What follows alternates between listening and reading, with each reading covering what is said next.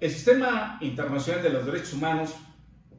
como un derecho común de los estados, es importante precisar, que ya comentaba hace un momento, surge por compromiso específico en un acuerdo de buena fe de cada uno de los estados que forman parte de la Organización de Naciones Unidas a partir de 1948, en que se realiza la Declaración Universal de Derechos Humanos. Sabemos que la ONU se crea en 1945 y a partir de 1948 comienza a generar ya mayores compromisos, obligaciones internacionales, y se comienzan también a generar la institucionalización, la codificación de los derechos. Pero algo muy importante, no quiere decir que ahora, con la clasificación sistemática que se ha realizado de los derechos, estemos dándonos cuenta de que existen. Incluso, recordemos que en la propia Constitución de Apatzingán también ya se hablaba, sin esa nomenclatura específicamente, pero de derechos humanos, de derechos fundamentales, de garantías específicas. Se aludía al principio de presunción de inocencia desde entonces. Esto quiere decir que ya tenemos mucho tiempo con estos derechos en un sistema internacional, pero también en un sistema regional y con mayor énfasis en nuestro país, en nuestro sistema constitucional. Comentaba que surge de los estados, establece los límites a los que deben sujetarse los estados, también establece la subordinación de las autoridades a los derechos humanos y regresa a esos estados precisamente para que cumplan los compromisos. De tal manera que en nuestra propia Constitución política de los Estados Unidos mexicanos se encuentran previstos los derechos fundamentales, particularmente a partir de su reconocimiento en el artículo 1 constitucional, no obstante que en este dispositivo no se contemple de manera expresa el control de convencionalidad. Tiene otros ingredientes que veremos un poco más adelante, pero no se refiere expresamente al control de convencionalidad. Sin embargo, esto no es impedimento para que se pueda aludir al control de constitucionalidad como un mecanismo de control de los actos de autoridad o de los poderes públicos. En el esquema del sistema de protección de derechos fundamentales encontramos precisamente lo que les comentaba, el sistema universal o internacional, donde se integra la Organización de Naciones Unidas, órganos, organismos, consejos, comités, subcomités y los sistemas regionales de protección de los derechos fundamentales. En ellos encontramos el sistema europeo, el sistema interamericano, el sistema africano, cada uno con sus características, sin embargo, con la coincidencia natural de proteger los derechos fundamentales. Cada una tiene una interpretación específica, los tribunales particularmente en Europa, donde priva la pertinencia de los tribunales constitucionales, precisamente a raíz del impulso de Kelsen, y aquí vale la pena aludir al pensamiento de Kelsen en el sentido de que un derecho fundamental no lo será si no se encuentra debidamente garantizado. En este sentido, hay tratadistas académicos que no coinciden con él. Yo creo que me parece muy adecuada esta acepción, porque desde luego, ¿de qué nos sirve un derecho fundamental si no podemos hacerlo valer? Es decir, hoy mismo esa realidad la estamos viviendo. Gozamos de derechos fundamentales. Sabemos que el Estado tiene obligaciones de garantizar, de preservar y proteger los derechos fundamentales, que son inherentes a cada una de las personas que conocemos, a nosotros mismos. Pero, ¿cómo hacemos? ¿Qué hacemos para que se preserven y se protejan estos derechos? En ese sentido, existen una serie de organizaciones interestatales en los sistemas de derechos humanos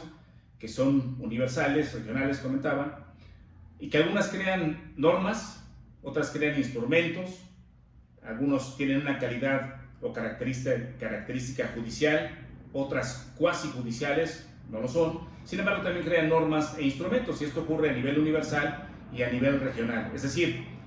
el sistema universal tiene tribunales, tiene un tribunal específico, el Tribunal de Justicia Internacional, y también se cuenta en el ámbito regional con tribunales específicos. En el caso del sistema interamericano, concretamente, contamos con la Corte Interamericana de Derechos Humanos, que es un organismo también de la mayor relevancia específicamente para nuestros países. Existen diversos órganos de protección de derechos humanos en Naciones Unidas que son verdaderamente relevantes. Regularmente todos nos enfocamos y acudimos al sistema interamericano porque también tiene mucha relevancia para nosotros, para nuestro país, pero también existen otros organismos de protección de los derechos humanos y algunos son creados en virtud de la Carta de la ONU, otros a través de los órganos de tratados, que también cuentan con consejos, el Consejo de Derechos Humanos particularmente, subcomisiones, entre otros cuenta con la Asamblea General también, con otros órganos, la tercera comisión de la Asamblea General, el Consejo Económico y Social, entre otros.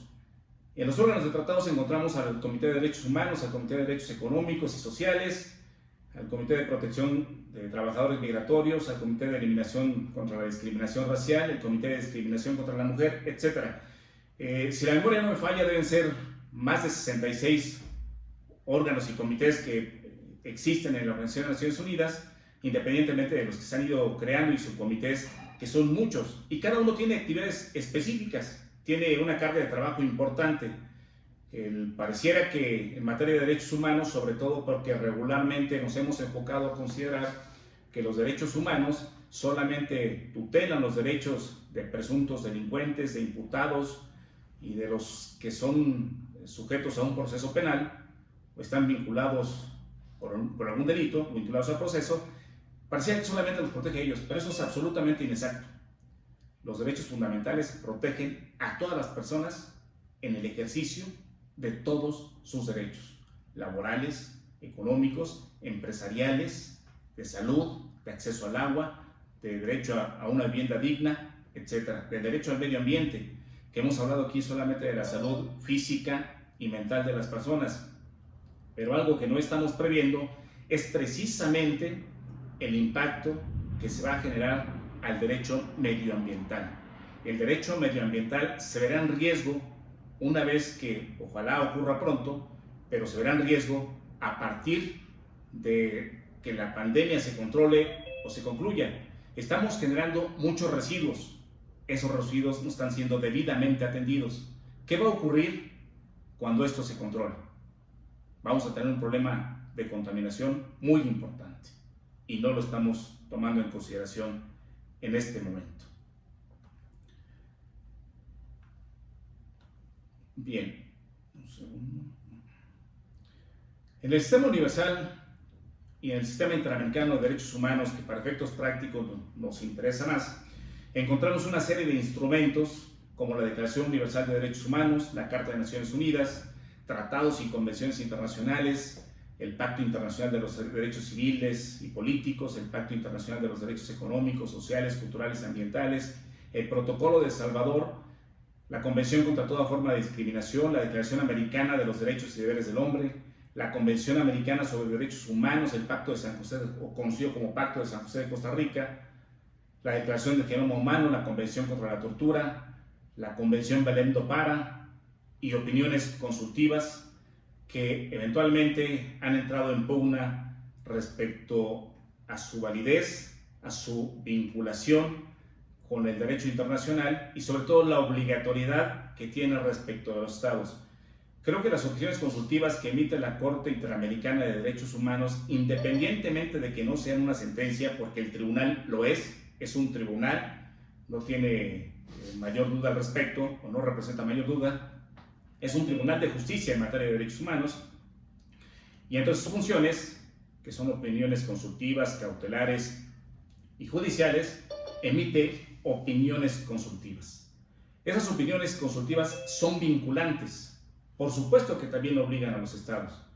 y eventualmente aclaran dudas, aclaran temas que son solicitados por los propios estados, pero donde se puede generar criterios que conjuntamente con la jurisprudencia, las recomendaciones, las opiniones que emiten tanto la Comisión Interamericana de Derechos Humanos y la Corte Interamericana forman el corpus juris internacional en materia de derechos humanos y que desde luego nutren nuestro conocimiento en esta materia. Por eso decía que hablar solamente de derechos fundamentales respecto a una persona, a una situación en particular, es limitar el campo de acción, la esfera de actuación y sobre todo el nivel de importancia y de trascendencia que puede tener el ejercicio y defensa de los derechos fundamentales.